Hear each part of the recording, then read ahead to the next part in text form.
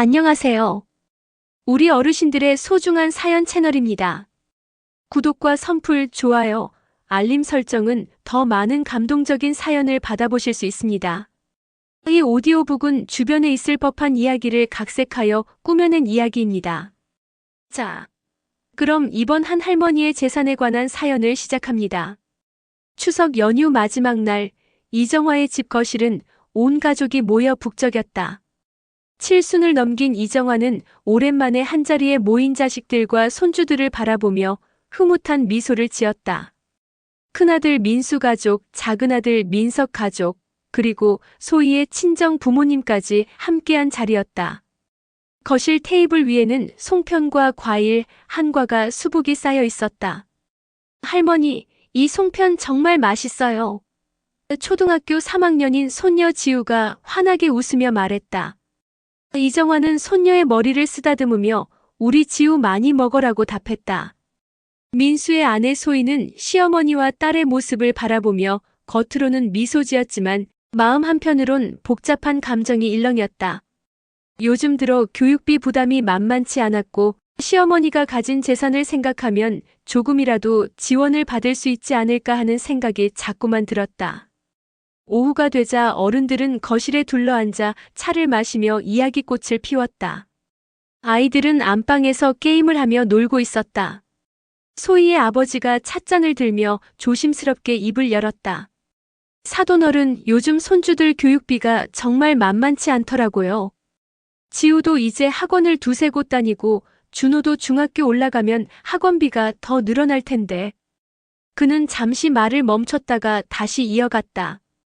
양가에서 조금씩 보태서 손주들 미래를 위해 투자하면 어떨까 싶어서요. 요즘은 조기 증여도 세금 혜택이 있다고 하던데 교육 자금 명목으로 미리 준비해두면 아이들한테도 큰 도움이 될 것 같습니다. 소희의 어머니도 거들었다.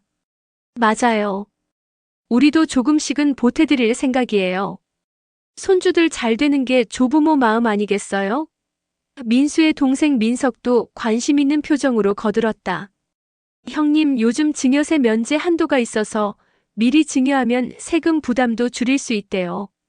저도 관련 자료 좀 찾아봤는데 손주들 교육비 명목으로 증여하는 게 장기적으로 보면 가족 모두에게 이득이더라고요. 그러자 이정화는 찻잔을 천천히 내려놓으며 고개를 저었다. 그녀의 표정이 순식간에 굳어졌다. 다들 좋은 뜻으로 말씀하시는 거 알아요. 하지만 아직은 때가 아닌 것 같아요. 거실에 어색한 침묵이 흘렀다. 이정화는 계속해서 말을 이어갔다. 나도 이제 70이 넘었어요. 앞으로 얼마나 더 살지 모르지만 언제 어디가 아플지, 병원비가 얼마나 들지 아무도 모르잖아요. 요양병원이라도 들어가게 되면 한 달에 수백만 원씩 나간다던데 지금 재산을 다 나눠주고 나면 나중에 내가 어떻게 살아요? 민수가 조심스럽게 끼어들었다. 어머니, 그런 걱정은 안 하셔도 됩니다. 저희가 다 모시고. 하지만 이정화는 단호하게 손을 저었다. 아니야. 자식들한테 짐 되고 싶지 않아. 내 노후는 내가 책임져야지. 손주들 교육은 너희가 알아서 하는 거고. 소희의 아버지는 난처한 표정으로 물론 그러시죠. 저희가 너무 성급했네요라며 화제를 돌렸지만 분위기는 이미 어색해진 후였다.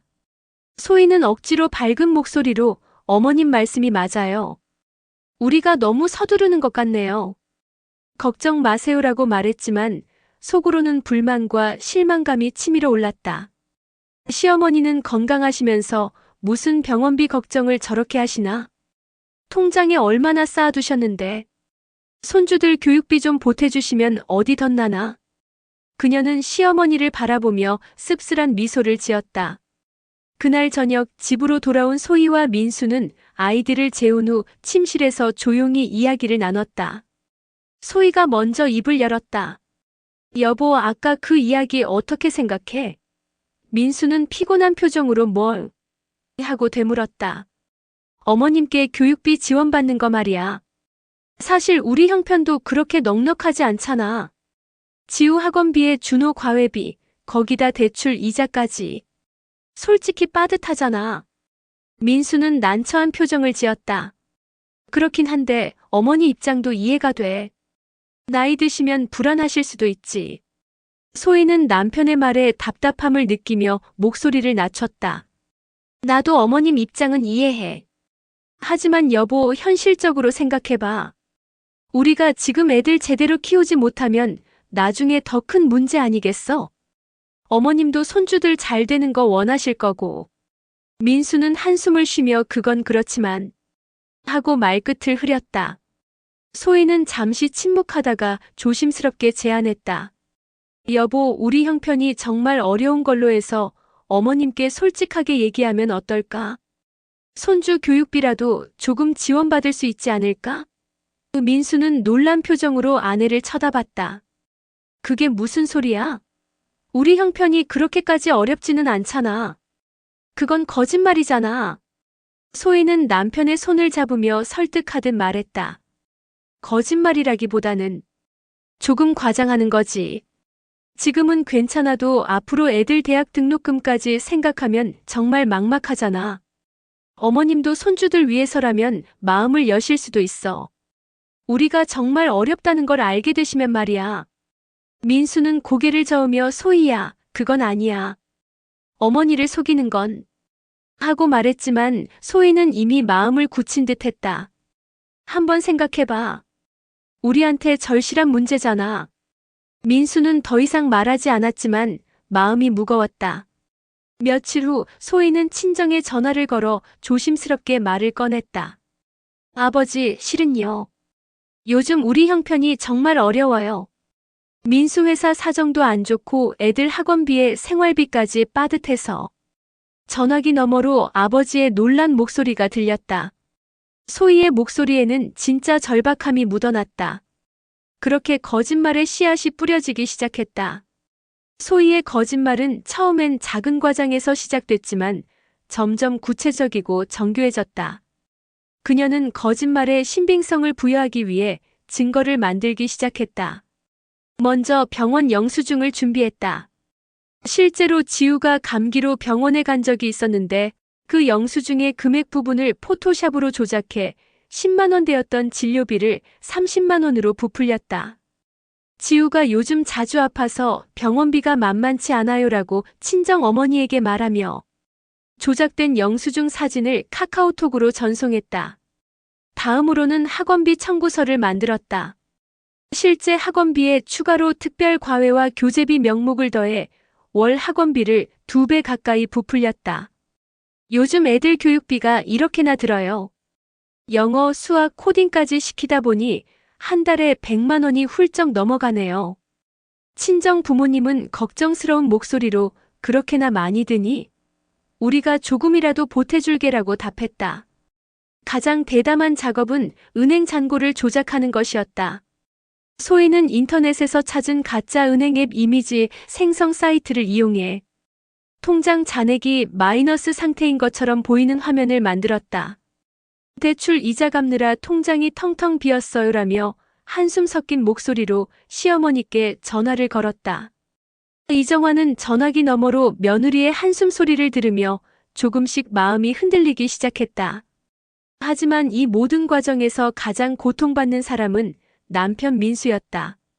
그는 아내의 거짓말을 알고 있었지만 직접적으로 막을 수도 없었다. 밤마다 침대에 누워 천장을 바라보며 괴로워했다. 이게 맞는 건가? 어머니를 속이는 게 옳은 일인가? 하지만 동시에 아내의 절박함도 이해할 수 있었다. 실제로 교육비 부담이 만만치 않았고 미래에 대한 불안감도 현실이었다. 그는 아내와 어머니 사이에 끼어 어느 쪽도 제대로 편들지 못하는 자신이 한없이 무능하게 느껴졌다. 어느 날 저녁 민수는 소희에게 조심스럽게 말을 꺼냈다. 소희야, 이러다가 들키면 어떡하려고 그래? 어머니한테 들키면 정말 큰일 나. 소희는 설거지를 하며 대수롭지 않게 답했다. 들킬 리 없어. 누가 확인하겠어? 우리 형편이 어려운 건 어느 정도 사실이잖아. 조금 과장했을 뿐이야. 민수는 아내의 태연한 모습에 더욱 답답함을 느꼈다. 하지만 이건 거짓말이야. 어머니를 속이는 거라고. 소희는 설거지하던 손을 멈추고 남편을 돌아봤다. 여보, 나도 이런 거 하고 싶어서 하는 줄 알아? 우리 애들 미래 생각하면 이렇게라도 해야 할 것 같아서 그러는 거야. 당신은 맨날 중간에서 눈치만 보고. 말끝을 흐린 소희는 다시 설거지를 시작했다. 민수는 더 이상 아무 말도 하지 못했다. 며칠 후 이정화는 큰아들 민수를 따로 불렀다. 동네 조용한 카페에서 어머니와 아들은 마주 앉았다. 이정화는 커피를 한 모금 마시고 조심스럽게 입을 열었다. 민수야, 너희 형편이 그렇게 어려우니? 민수는 가슴이 철렁했다. 아, 네. 그게. 그는 말을 더듬었다. 이정화는 아들의 반응을 살피며 계속 말했다. 소희한테 전화가 왔더라. 요즘 병원비며 학원비며 힘들다고. 통장도 거의 바닥났다던데. 민수는 고개를 들 수 없었다. 그는 어머니의 눈을 피하며 네. 요즘 좀 빠듯하긴 합니다라고 얼버무렸다. 완전한 거짓말도 완전한 진실도 아닌 애매한 대답이었다. 이정화는 한숨을 쉬며 그래, 요즘 애들 키우기 힘들지. 내가 좀 도와줄 수 있으면 도와줘야겠다라고 말했다. 민수는 미안함과 죄책감에 목이 메었다. 어머니, 괜찮습니다. 저희가 알아서. 하지만 이정화는 손주들이 어려워하는 걸 어떻게 모른 척해. 조금씩이라도 보태줄게라며 아들의 어깨를 두드렸다. 집으로 돌아온 민수는 소희에게 어머니와의 대화를 전했다. 소희는 환하게 웃으며 그것 봐. 어머님도 우리 사정 이해하시잖아 라고 말했다. 하지만 민수는 전혀 기쁘지 않았다. 오히려 더 무거운 죄책감이 가슴을 짓눌렀다. 그날 밤 민수는 잠을 이루지 못하고 뒤척였다. 침대 옆에 누운 소희는 편안하게 잠들어 있었지만 민수의 머릿속은 복잡한 생각들로 가득했다. 그 후로도 소희의 거짓말은 계속됐다.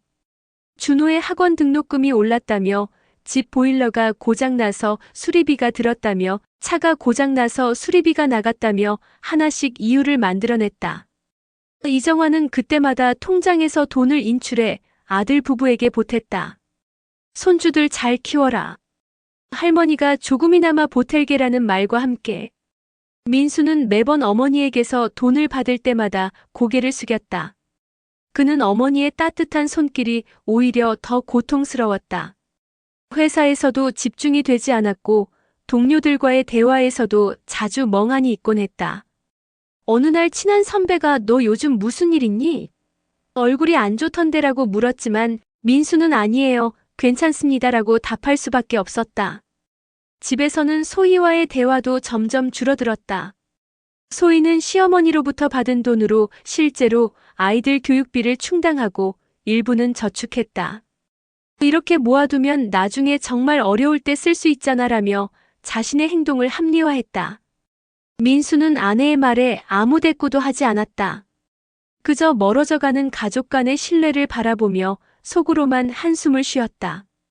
추석이 지나고 몇 달이 흐르는 동안 이정화는 조금씩 의심을 품기 시작했다. 며느리의 말과 실제 손주들의 생활 모습 사이에 묘한 괴리가 느껴졌기 때문이다. 하지만 그녀는 아직 확신할 수 없었고 혹시나 하는 마음에 조용히 지켜보기로 했다. 가족 사이의 긴장은 수면 아래에서 점점 커져가고 있었다. 5월 초 어린이날과 주말이 겹치면서 샌드위치 연휴가 찾아왔다.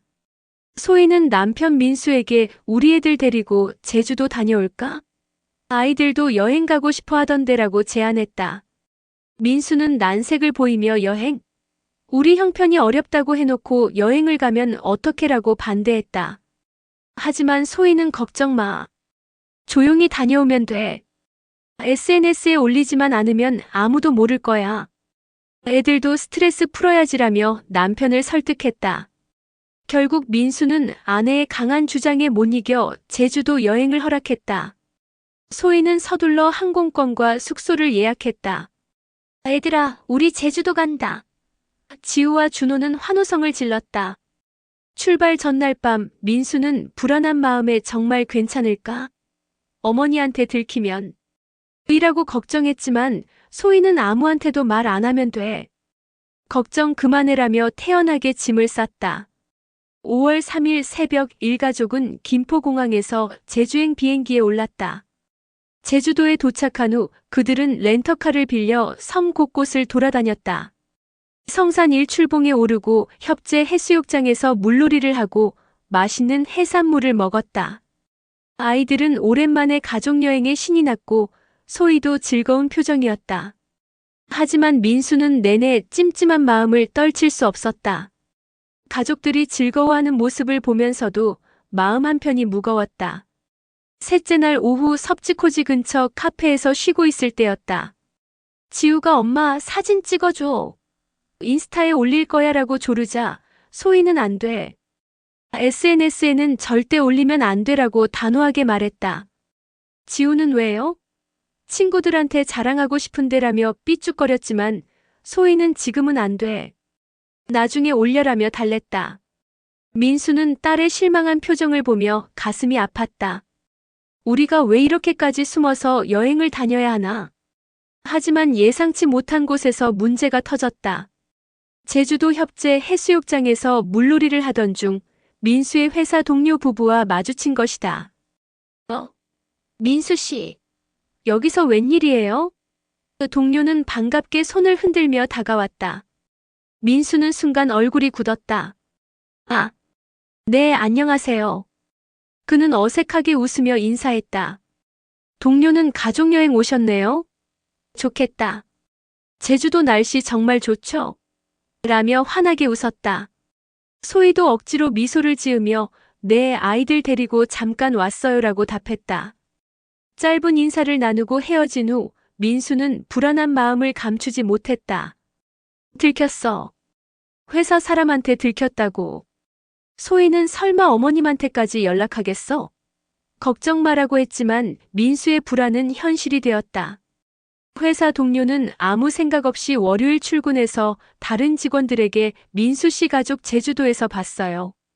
애들이랑 여행 가셨더라고요 라고 말했고 그 이야기는 사무실을 통해 퍼져나갔다. 며칠 후 민수의 사촌 형이 우연히 그 회사 직원의 배우자와 동호회에서 만나게 됐고 그곳에서 민수네 가족이 제주도 여행 갔었다더라는 이야기를 듣게 됐다. 사촌 형은 별 생각 없이 가족. 단톡방에 민수 너 제주도 다녀왔다며? 우리한테는 말도 안 하고라는 메시지를 남겼다. 그 단톡방에는 이정화도 포함되어 있었다. 이정화는 핸드폰 화면을 보며 눈살을 찌푸렸다. 제주도 여행? 그렇게 형편이 어렵다고 해놓고 제주도를 다녀와? 그녀는 곧바로 민수에게 전화를 걸었다. 민수야, 너 제주도 다녀왔다며? 민수는 전화를 받는 순간 머릿속이 하얘졌다. 어머니, 그게... 그는 말을 더듬었다. 이정화는 차갑게 말했다. 당장 집으로 와. 소희하고 같이. 그날 저녁 민수 부부는 아이들을 소의 친정에 맡기고 이정화의 집으로 향했다. 차 안은 무겁고 침울한 분위기였다. 소희는 어떻게 하지? 뭐라고 말하지? 라며 불안해했지만 민수는 이제 다 털어놓는 수밖에 없어라고 답했다. 이정화의 집 앞에 도착했을 때 두 사람의 손은 땀으로 축축했다. 현관문을 열고 들어서자 이정화는 거실 소파에 앉아 두 사람을 기다리고 있었다. 그녀의 표정은 평소와 달리 차갑고 단단했다. 앉아. 이정화의 목소리는 낮고 무거웠다. 민수와 소희는 조심스럽게 소파에 앉았다.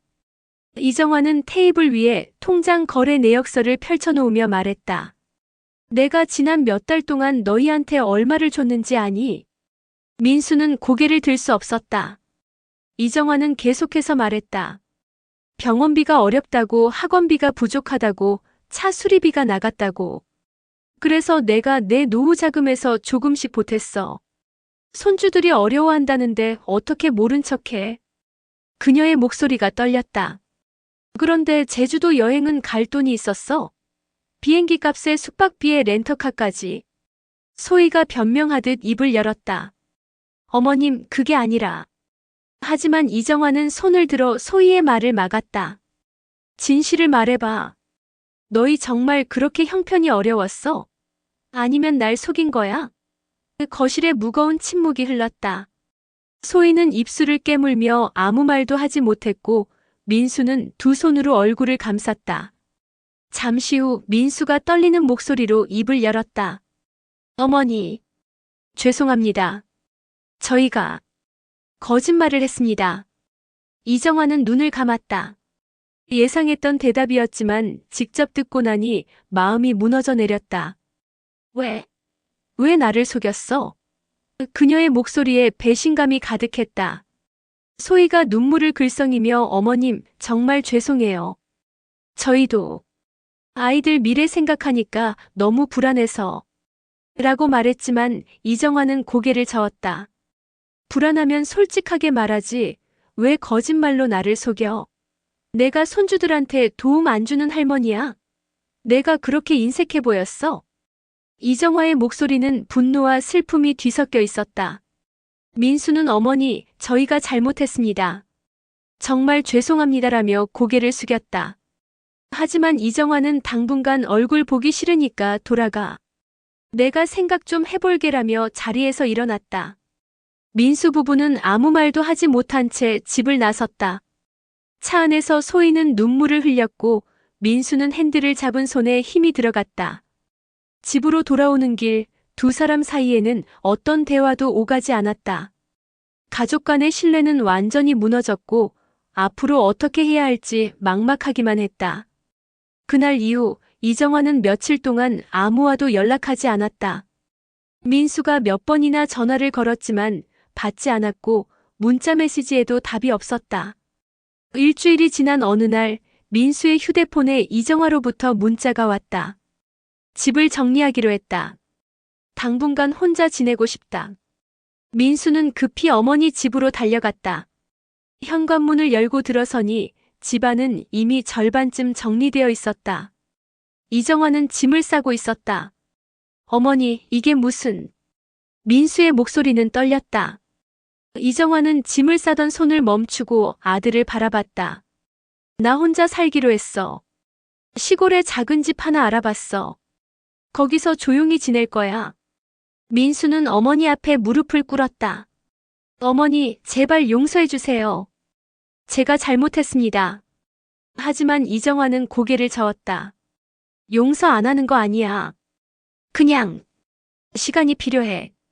너희 얼굴 보면 자꾸 배신당한 기억이 떠올라서 힘들어. 며칠 후 이정화는 강원도 산골 마을의 작은 전원주택으로 이사했다. 그녀는 서울의 아파트를 정리하고 재산의 상당 부분을 처분했다. 이제 나 혼자 살 만큼만 있으면 되라며 최소한의 생활비만 남기고 나머지는 은행에 예치해두었다. 아들 부부에게는 당분간 연락하지 마라. 내가 먼저 연락할게라는 짧은 메시지만 남겼다. 민수와 소희는 죄책감에 짓눌려 지냈다. 아이들은 할머니는 언제 와? 라고 물었지만 부부는 할머니가 시골에서 요양하고 계셔라며 얼버무릴 수밖에 없었다.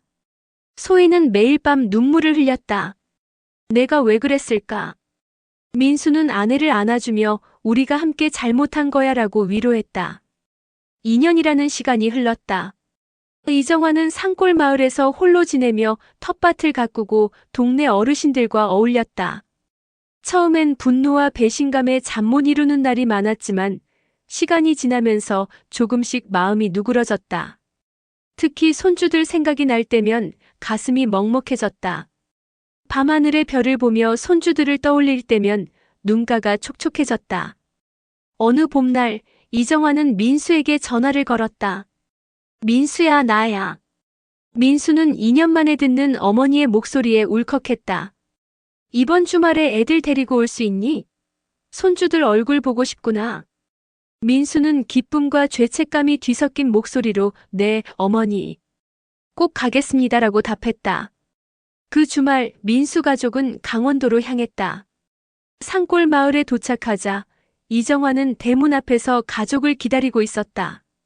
2년 사이 더욱 나이 들어 보이는 어머니의 모습에 민수와 소희는 가슴이 무너졌다. 할머니.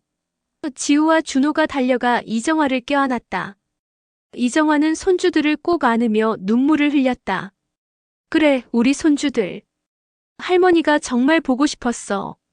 소희는 시어머니 앞에 무릎을 꿇고 머리를 조아렸다. 어머님 정말 죄송합니다. 평생 용서받지 못해도 할 말이 없습니다. 이정화는 며느리를 일으켜 세우며 이제 됐어. 손주들 얼굴 보니까 그동안의 서운함도 다 녹는구나라고 말했다. 민수도 어머니 앞에 고개를 숙이며 어머니, 저희가 정말 잘못했습니다라고 사과했다. 그날 저녁 가족들은 함께 식사를 하며 오랜만에 웃음꽃을 피웠다. 이정화는 손주들에게 밭에서 기른 채소로 만든 음식을 먹이며 행복해했다. 저녁 식사 후 이정화는 민수 부부를 따로 불렀다. 너희한테 화났던 건 사실이야. 하지만 이제는 용서할게. 가족이잖니. 소희는 시어머니의 손을 잡고 눈물을 흘렸다. 이정화는 며느리의 손을 꼭 잡으며 앞으로 서로 솔직하게 지내자. 그게 가족이야라고 말했다. 그날 밤 가족들은 이정화의 집에서 하룻밤을 보냈다. 아이들은 할머니 방에서 잠들었고 민수 부부는 작은 방에서 휴식을 취했다. 모든 게 평화로웠다. 하지만 그 평화는 오래가지 않았다. 다음 날 새벽 갑작스러운 비명소리가 집안을 울렸다. 할머니, 할머니. 지우의 울음소리에 민수와 소희가 황급히 달려갔다. 이정화는 침대에 누워 있었고 얼굴은 창백했으며 숨을 쉬지 않고 있었다. 어머니, 어머니.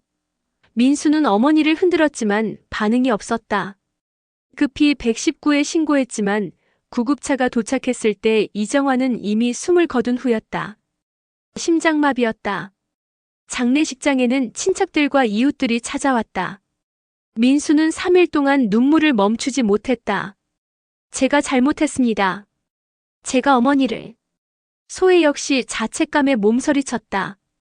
내 욕심 때문에 어머님을 2년이나 혼자 계시게 했어. 마지막에 겨우 용서받았는데. 장례를 치르고 난 후 민수 부부는 이정화의 집을 정리하다가 서랍 속에서 일기장을 발견했다. 일기장을 펼치자 어머니가 산골 마을에서 보낸 2년간의 기록이 빼곡히 적혀 있었다. 오늘도 손주들 생각이 났다. 지우는 잘 지내고 있을까? 민수와 소희를 용서해야 하는데 마음이 쉽게 풀리지 않는다. 그래도 가족이니까 언젠가는 다시 만나야지. 마지막 페이지에는 이렇게 적혀 있었다. 드디어 손주들을 만나기로 했다. 가슴이 설렌다. 이제는 다 용서하고 다시 행복하게 지내자. 남은 시간 동안 손주들과 좋은 추억 많이 만들어야지.